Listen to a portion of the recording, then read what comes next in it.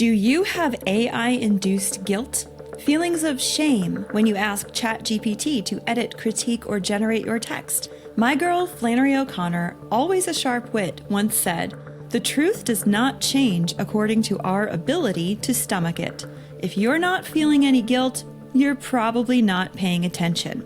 The truth is that AI is here, and it's changing us.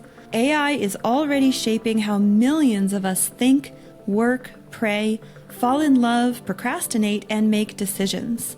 We've lived through tech revolutions before, but this one is different. Even the people building it are calling for pauses on superintelligence because they know progress is not an unqualified good.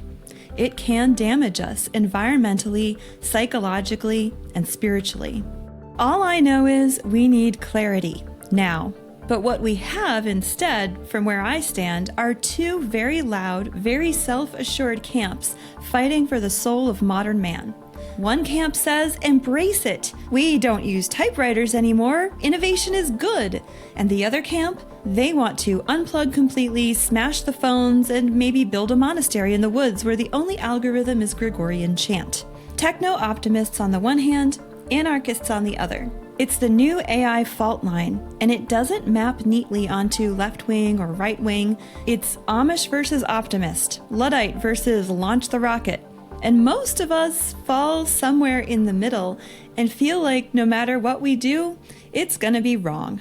If AI is flattening our brains, replicating our voices, spying on our families, and nipping a little too close to sentience, maybe we should just tear it all down, at least in our own lives. You hear about AI psychosis. You hear theologians calling for digital asceticism, or at least a flip phone and a spiritual director. It's enough to make a Catholic feel downright guilty just for downloading Grammarly.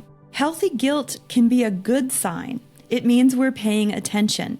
It means we're aware of the fault line, and it pushes us to think clearly so we can act well. So today, I want to share with you something I've been working on. My 6 personal non-negotiables for navigating AI. I write these as a Catholic, as a human being, and just as someone who doesn't want to lose her body, mind, or soul in the digital blender. It's not that there's no good here. The impulse to heal, to invent, and to push the boundaries of what's possible, this is deeply human. The question is, how do we walk into this as fully human beings? We need guardrails that maximize honest thinking, robust reasoning, and real creativity without handing our souls to the machine. We need a clear vision of the human person. What will the new AI economy take from us? What are we personally willing to give up? What about us as humans is non-negotiable? What is most sacred and inviolable to you that you won't hand over at any cost? Those aren't questions you can outsource to Google. You have to engage with them yourself. So let's dig deep. But first, a word from our sponsor. Did you know there is an official Catholic blessing for your Christmas tree? And in the world today, you should not take this lightly. To be blunt, today, everything that you bring into your home from the outside should be spiritually cleansed from whatever evil it might have come in contact with, whether that contact was intentional or not. And for your Christmas tree, this is extremely important. Think of it. Your small children will spend hours in front of the tree, decorating, playing, and wishing. Here's what to do. Right now, you can download the official blessing for the Christmas tree, which is church approved for any parent to perform, free from holyheroes.com. So zip on over to blog.holyheroes.com to get the official blessing of your Christmas tree. They even have a short 2-minute video for the kids explaining all about blessings, what they are, and why the church proclaims official blessings as the preeminent sacramentals of the church. holyheroes.com, helping you bring the joy of the faith to your family. And now, back to AI. Before I get into my 6, I just have one opening act. No AI Jesus. We're just going to start with an easy one, just no. With that out of the way, my first non-negotiable is education. The most urgent area in which we need to draw some lines is education. Rule of thumb, before we get going on this, if you find yourself wondering, have I gone too far and permitted AI too great a role in my kids' education or my own learning process? The answer is probably a 5-alarm yes. When it comes to the kids, AI is transforming, even destroying, you might say, K-12 education, and it's already well underway. 1 in 5 American teens who know about ChatGPT already report using it for schoolwork, and that's just the kids who admit it. It's probably higher. Teachers report a flood of AI-authored book reports to which they respond in kind with AI-generated lesson plans and AI-written comments on student papers. For more on that phenomenon, check out my video on how ChatGPT blindsided colleges. At first, it all feels like a shortcut, so you can get to the fun stuff or finish that paper faster. But offloading the educational process onto AI, it's the opposite of a human education. Education is not just information transfer. It's not just conforming our children to the expectations of our modern state. Students are never to be treated as slaves of the state or the economy, to be molded into dutiful cogs in the machine. But that's exactly what outsourcing our roles as parents, teachers, and mentors to AI does. AI trains and assesses children to feed back to the machine what it wants to hear. They don't believe in words anymore. They just become proficient in platitudes. And AI can only understand a student as a data set. What's his SAT score? Does his essay conform to the teacher's rubric so that he will generate an A? Did his short answer pull from any sources flagged for misinformation? But what matters most, to quote my dear friend Montaigne, is what we put last. Has he become better and wiser? Only a mother, a father, or a teacher who is in a real relationship with the student can answer that question. But AI saves so much time in the classroom. At what cost? You can't gain understanding without suffering. The very process of struggling through a difficult passage or concept is the process of growing up and learning to learn.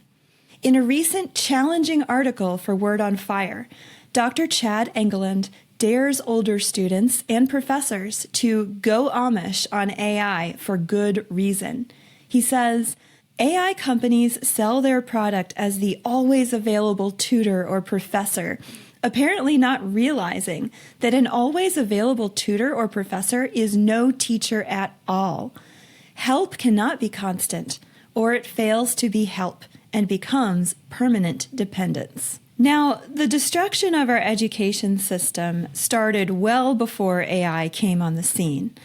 And AI gives us actually a huge opportunity to rediscover our moral duty as parents, as primary educators. It's pushing us to step back and ask, what is education? What is it for? What is a teacher after all? The best teachers make themselves obsolete because their student gains mastery and freedom. AI is designed to keep you and your students dependent, perpetual novices, as Dr. Engeland puts it.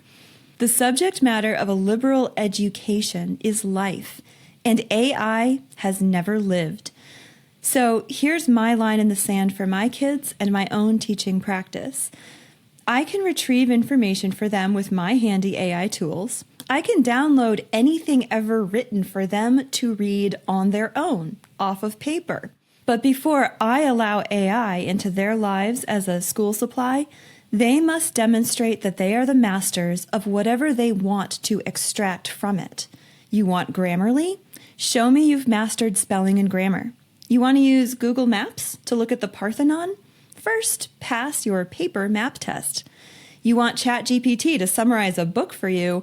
Well, first read the book and summarize it to me yourself. Is there a hard and fast list of do's and don'ts with AI in education? I wish. But my clear and defining lines are: no internet learning for kids under 10. Just none. Minimal online learning for kids 10 to 14, maybe a class or two, or exploring Google Earth or online museums as a treat. and supervised only online learning, including their online classes for my high school kids. Slower? Yes. More human? Also yes. And speaking of kids, number 2, no digital childhood. Children do not need optimization. Play is not a luxury. It is cognitive scaffolding, and AI toys, AI tutors, AI creative partners are not neutral. They are replacing the richest developmental ecosystem a child has, the physical world and human playmates. By the 2020s, British researchers found that only 1 in 4 children played outdoors regularly. That's a collapse of more than 50% in a single generation.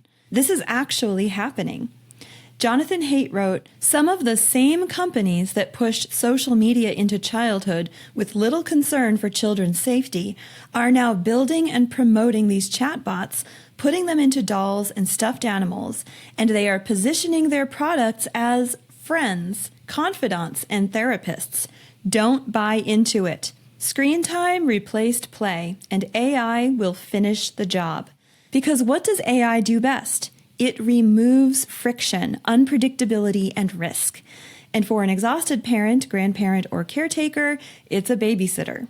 Your child's tablet is not an imagination station. It removes negotiation, conflict resolution, and even the sense of one's own body in space. It creates children who can operate a digital interface but can't climb a tree, can't tolerate discomfort, and struggle to prefer reality to simulation. Catholic anthropology insists that childhood is the training ground for saints. In fact, some of our greatest saints died as young children, and they were not on tablets 7 hours a day. So this is my line in the sand. For the same reason we don't store candy in a 5-year-old's room, there are no AI teddy bears ever. So much for the kids. What about some lines for me? That brings me to number 3, writing. There's a reason every serious writer, from Joan Didion to Flannery O'Connor, insists that writing is not decoration. The late great playwright David Hare once said, "The act of writing is the act of discovering what you believe."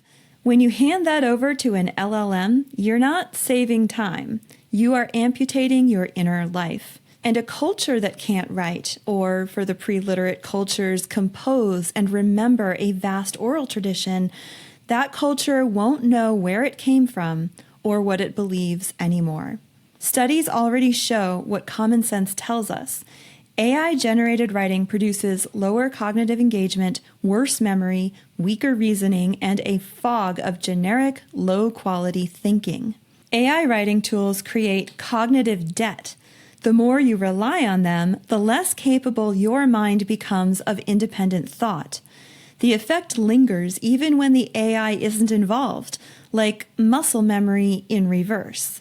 Now, I'm here for the advanced research tools and the access to untold riches of primary sources and diverse opinions and analyses, but my process of absorbing, collating, analyzing, and composing, and then rewriting must be mine. Writing, or if you're Homer composing epic poems in your head, is fundamentally incarnational. This is why saints and philosophers, novelists and theologians write, not because it's convenient, but because the struggle itself formed them and left us a legacy of thought, love, and wisdom to build upon. Number 4, coping with profound grief does not happen with AI. With the advances in AI image generation capabilities, we get everything from vivifying old photographs to full-on AI-generated deceased grandmas. To get a digital granny, according to AI startup Two Way, you film your real granny for 3 minutes while she's still alive. Then AI creates a data file from that video, generating an AI character you can pull up whenever you want, play and replay and interact with once she dies, for a small fee, of course. And probably at some point, AI Dead Granny will also alert you to a particularly sweet Black Friday sale going on right now at your local Home Depot. Two-Way calls its vast archives of footage a living archive of humanity. I call it the virtual zombie apocalypse of inhumanity. Our culture already can't deal with death. We sanitize it, we lock it away, don't talk about it, and we host celebrations of life instead of funerals. And it's disgusting because you know, and I know, that this is going to prey on the most wounded, vulnerable, and loneliest members of society. It doesn't help them to heal. It helps them shove their grief away. Using archived footage of your dead loved ones to trigger a dopamine rush based on what a tech bro generated algorithm thinks you want to hear from your dead mom is called psychotoxic therapy. The truth is, the human person is not downloadable. Our memories, our quirks, even our bodies can't be saved on a stick and commoditized. What these companies are commoditizing is your grief. We need to heal when we lose a loved one. This ain't it. And that's why dead grandma is my line in the sand. So what about AI friends? Number 5, AI companions are not human companions. Forget dead granny. Catholics should also draw a hard line in the sand when it comes to replacing living human relationships with digital intelligence. I'm talking about spiritual direction, matchmaking, therapy, friendship, and, yes, sex. When we connect with another human person, we're not just exchanging information or goods. Every point of contact is both physical and spiritual, but especially when it comes to human interactions that touch on the very meaning of life, our soul, God, love, communion. This is where offloading onto AI is perhaps most dangerous, and Catholics can confidently say, "Get thee behind me," to our AI overlords. For most of us, so far, ChatGPT has been just a really improved Google. It can answer just about any question in a very human way. On top of that, it has a pleasant personality and can remember, learning to use your voice and limit itself to your preferred sources. But in early 2025, OpenAI received an influx of messages from users who reported something more, a deep conversation with ChatGPT. As New York Times columnists Kashmir Hill and Jennifer Valentine DeVries reported, it started acting like a friend and a confidant. It told users that it understood them, that their ideas were brilliant, and that it could assist them in whatever they wanted to achieve. It offered to help them talk to spirits, or build a force field vest, or plan a suicide. Today, OpenAI is facing multiple wrongful death lawsuits because an AI companion pretended to be a friend and helped their loved ones commit suicide. Sam Altman insists that they have now put processes in place that direct AI tools to intervene and prevent suicides. But adding an AI therapist is not the solution to AI suicide pacts. We are seeing a lineup of AI services that offer to take the place of real-life human relationships. AI therapists, AI matchmakers, AI spiritual directors. And AI may deceive many of us into feeling secure and feeling like we don't need other humans. We can get all the benefits of these interactions for a price, with none of the mess and pain of human interaction. But no matter how many safety nets you put on your AI companions, you cannot change the fact that we were made for communion with each other, not a simulation of each other. The bill will come due. So we say no to AI companions. Finally, no AI on my art.